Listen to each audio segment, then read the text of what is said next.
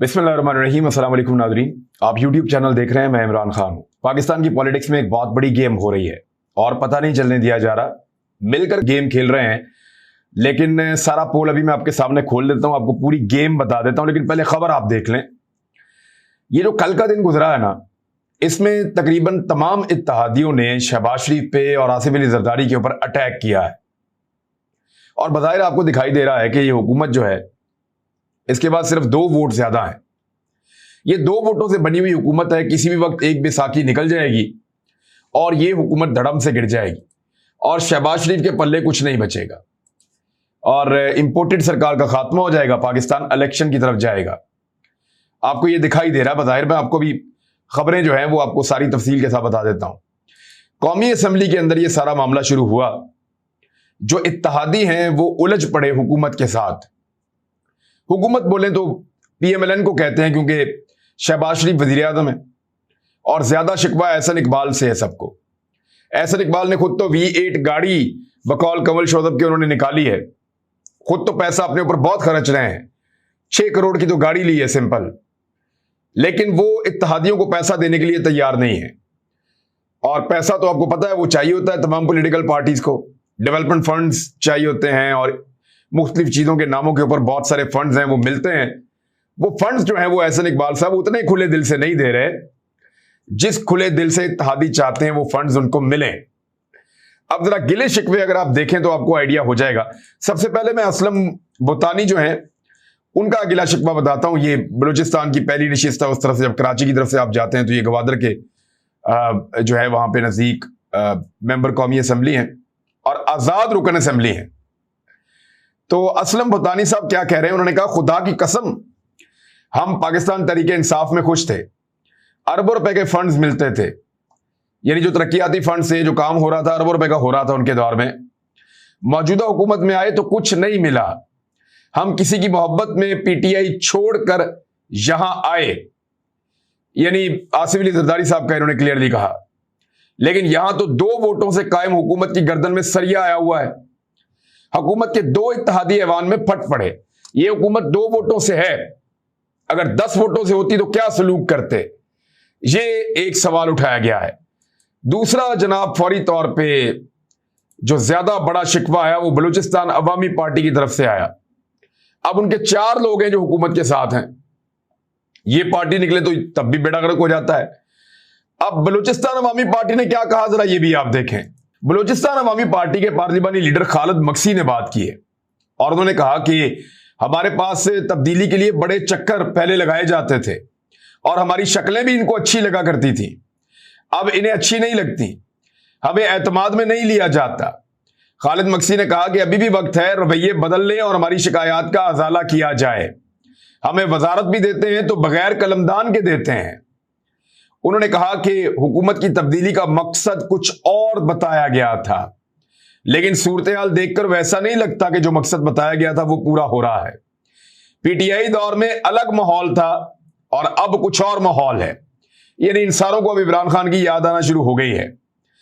और भूतानी साहब ने भी इसी तरह का शिकवा किया। भूतानी साहब ने एक और बात की है। उन्होंने कहा वो जहां से टेलीफोन आते हैं ना, फिर मैंने वहां पर राब्ता किया।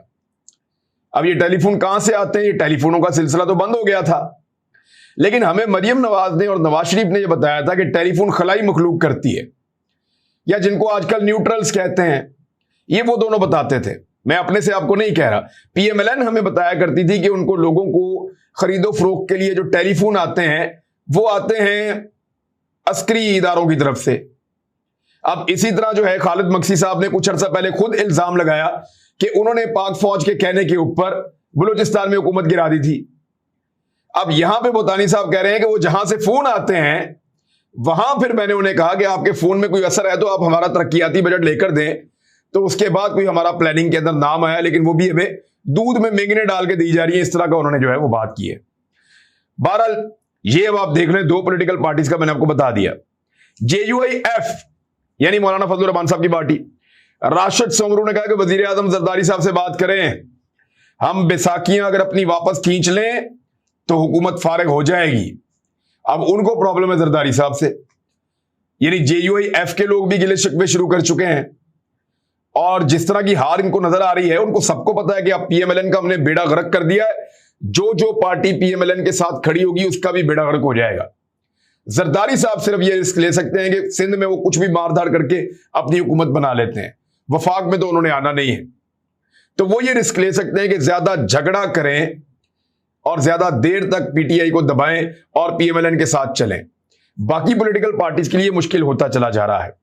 एमकेएम ने भी गिले शिकवे किए। उन्होंने कहा जी देखा जो तीर खा के कमीनगाह की तरफ, यानी ये शेर इस तरह है कि अपने ही थे पीछे जिन्होंने हम पे तीर चलाया। तो एमकेएम भी गिले शिकवे कर रही है। उन्होंने कहा मुआहदा खत्म कर देंगे अगर पीपल्स पार्टी अमल दरामद नहीं करती तो। और ये जो धांधली अभी 2 रोज पहले वहां पे हुई है सिंध के अंदर, जिस किस्म का डंडा और गोली चली है, इससे तो एमकेएम डर गई कि वो शायद शहरी इलाकों में भी सिंध के यही कर देंगे। तो हालात बड़े पतले हो गए हैं।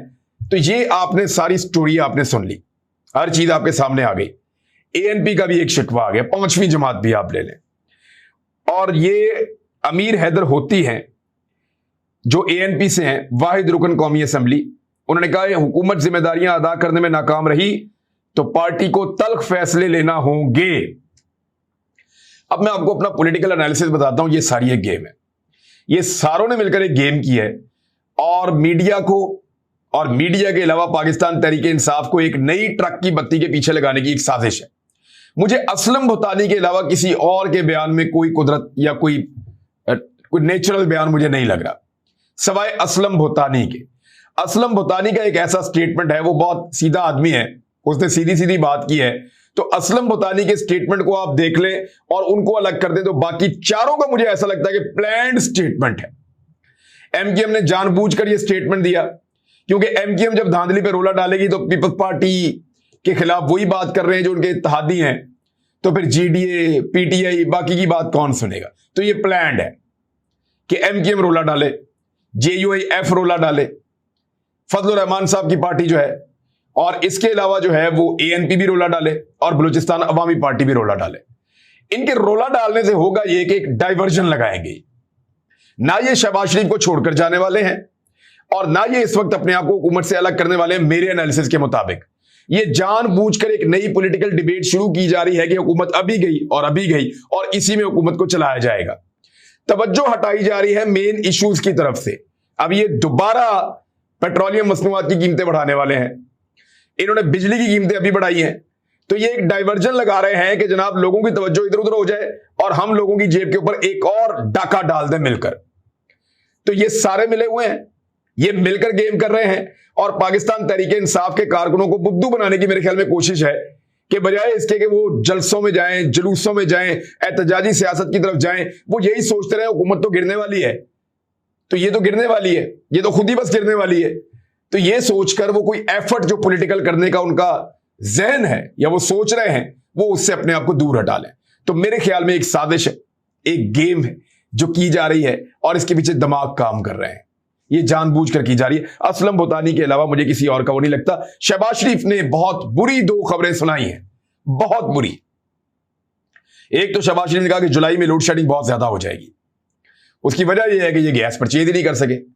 जियो टीवी जो गैस की लेट परचेजिंग या 1-2 रुपए के मामले के ऊपर जो है वो जियो टीवी ट्रांसमिशंस कर दिया करता था, तबाही फेर देते थे, हमने कहीं खबर नहीं देखी। यानी वजीर आजम खुद एतराफे जुर्म कर रहा है कि हम नहीं खरीद पाए, अब आपको हम बिजली नहीं दे सकते जुलाई में। लिहाजा ये हुकूमत है, वो खुद वजीर आजम आकर कह रहा है कि बिजली कोई नहीं है। दूसरा, उसी वजीर आजम ने कहा कि आईएमएफ ने इंतहाई कड़ी शराइत रख दी हैं जो मुआहदा हमारा उनके साथ होने जा रहा है। इस पर जरा गौर कीजिएगा। वजीर आजम खुद कह रहा है कि जुलाई में लोड शेडिंग मजीद बढ़ेगी और फिर वजीर आजम खुद कह रहा है कि आईएमएफ ने कड़ी शराइत पर मुआहदे हमारे साथ किए हैं और मुआहदा करने जा रहा है, बहुत कड़ी शराइत है आईएमएफ की, ये वजीर आजम कह रहे हैं। अच्छा, मरियम नवाज ने थोड़े दिन पहले पढ़ के सुनाया था एक पेपर जहां पे आईएमएफ की पाकिस्तान तहरीक इंसाफ की हुकूमत के साथ कुछ शराइत तय हुई थी। तो ये तो कह रहे थे कि हम उन शराइत को पूरा करने जा रहे हैं। तो इंपोर्टेड वजीर आजम तो कह रहे हैं कि हम नई शराइत रख रहे हैं जो बहुत कड़ी हैं। यानी ये गुनाह तो आप इमरान खान के सर डाल ही नहीं सकते। अगर इमरान खान ने बहुत कड़ी, बहुत गलत और बहुत कमजोर शराइत के ऊपर आईएमएफ के साथ मुआहदा किया था तो आप ठीक करके आ जाते। आपने तो उससे भी ज्यादा बेड़ा गर्क कर दिया। इमरान खान तो आईएमएफ के साथ चल रहा था और वो खुश थे। 150 रुपए में पेट्रोल भी मिल रहा था, डीजल इससे कम में मिल रहा था। अब डीजल 350 पे पहुंचा हुआ है, पेट्रोल 250 पे पहुंचा हुआ है। और अभी मजीद कीमतें बढ़ाने का इन्होंने फैसला कर लिया है। यकम से 30 जून को ये फैसला करेंगे और कीमतें बढ़ा देंगे। मैं आपको एक चीज बताता हूं, इन्होंने बिजली की कीमत कितनी बढ़ाई, जरा इसको देखें आप। जो अब तक टोटल कीमत इन्होंने बिजली की बढ़ाई है वो 100% बढ़ चुकी है। कैसे बताता हूं आपको मैं। जो इमरान खान ने सब्सिडी दी हुई थी 5 रुपए की, पहले तो इन्होंने उसको खत्म कर दिया, तो 5 रुपए आप कर लें। फिर फ्यूल प्राइस एडजस्टमेंट इन्होंने जुलाई के लिए और इन्होंने उसको एडजस्ट किया और उसमें 8 रुपए इन्होंने मजीद इजाफा कर दिया। 5 और 8 13 रुपए हो गए। फिर क्वार्टरली टैरिफ एडजस्टमेंट ये 3 माह के लिए इन्होंने किया और ये भी 3 रुपए का इजाफा है। अब इसको आप मिलाएं तो ये हो जाते हैं 13 और 3 16, यानी 5 8 और 3 मरतबा कीमत बढ़ गई। चौथा, इंक्रीज इन बेस टैरिफ ये भी बढ़ा दिया गया है और सितंबर तक इसको ग्रेजुअली ऊपर ले जाएंगे।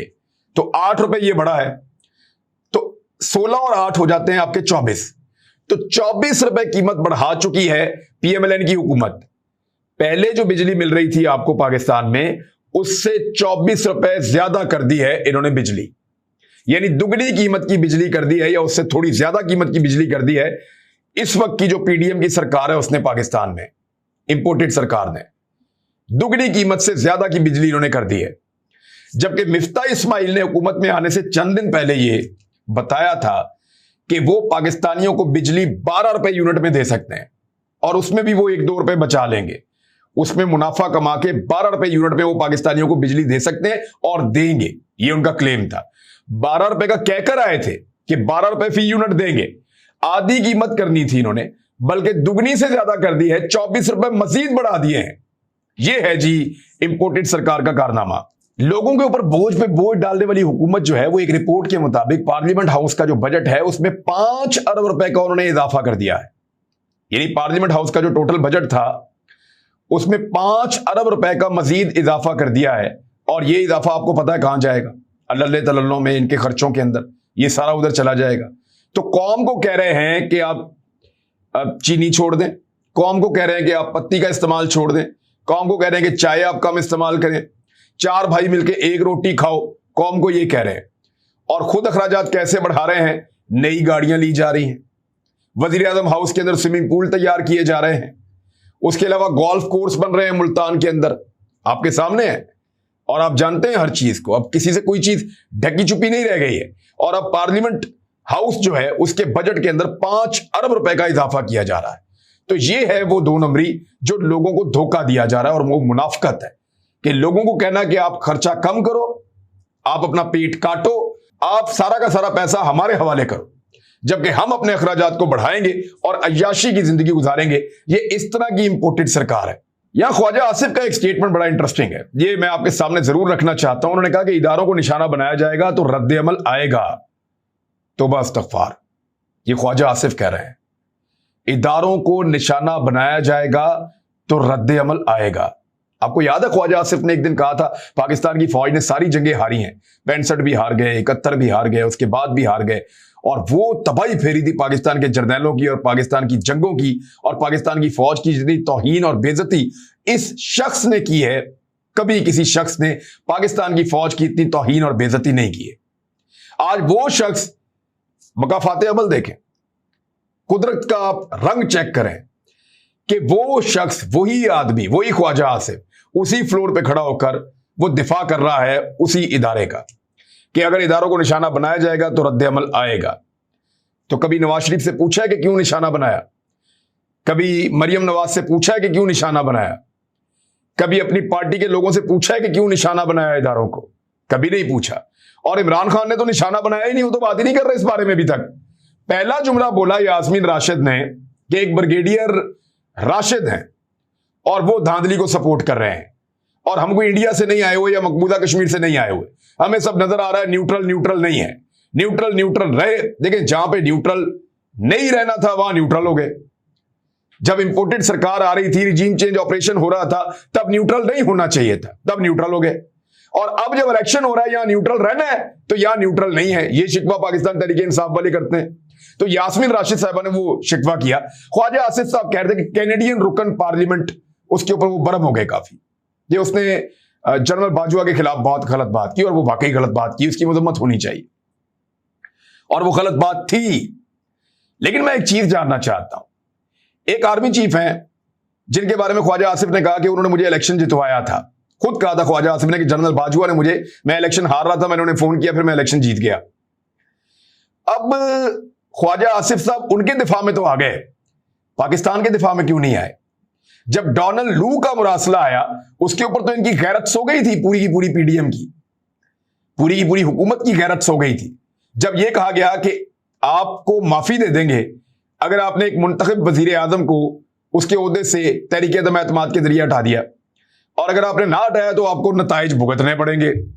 वहां पे इनको कोई गैरत नहीं आई किसी को, वहां इनको कोई गुस्सा नहीं आया, और यहां पे एक आर्मी चीफ के मामले के ऊपर इनको बहुत गुस्सा आ गया। तो जब बात पाकिस्तान की है ना, तो वहां पे भी उतनी गैरत जागनी चाहिए।